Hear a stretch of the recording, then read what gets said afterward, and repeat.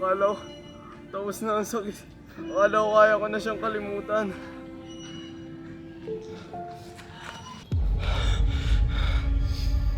May tao.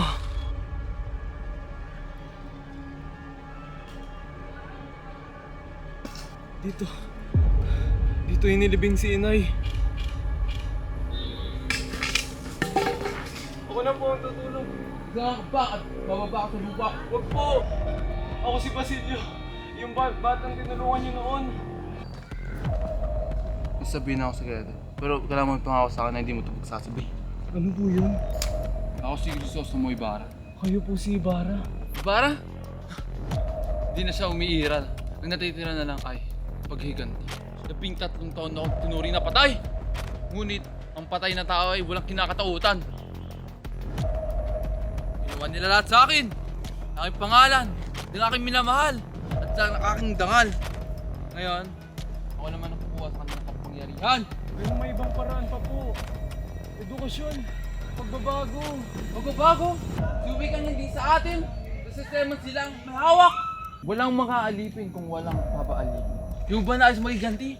Para sa iyong ina? Araw-araw ko siyang iniisip. Araw-araw ko siyang namimiss. Pero kung papatay ako ng iba, babalik ba siya? Pinili ko magpagaling. Hindi manakit. Sa mundong ito, ang mababait ang unang dudulo. Kung lahat tayo ay magiging mapaghiganti, sino ang matitira para magpagaling? Basilio!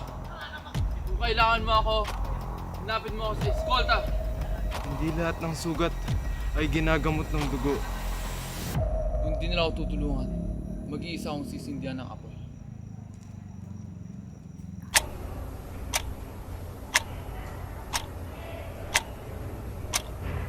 Sa tahimik na silid-aralan, nakaupo ang mga estudyante, takot na nakayuko.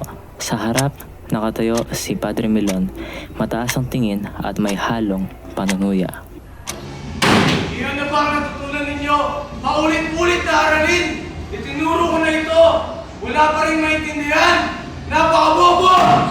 Walang sumasagot, nakayuko ang mga estudyante, ramdam ang takot sa silid. Padre, turuhin po nga aming pagkakaintindi. Napakababaw!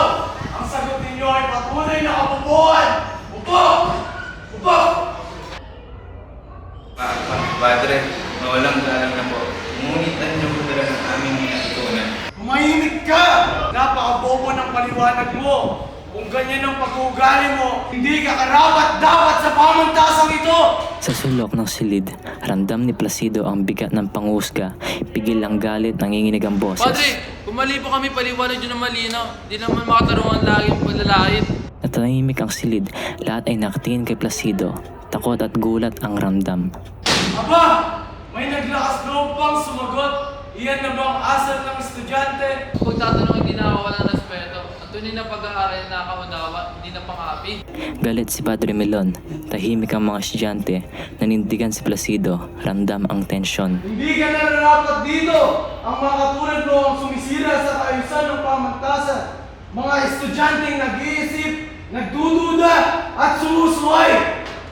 Mga karunungan po ay pinapasa sa pamagitan ng tao at pangapi. Hindi po yan ang karunungan. Yun ay kapangyarihan ng inaabuso. Mas pipiliin ko na lang po manatiling mangmang kaysa magsunod-sunod sa maling sistema.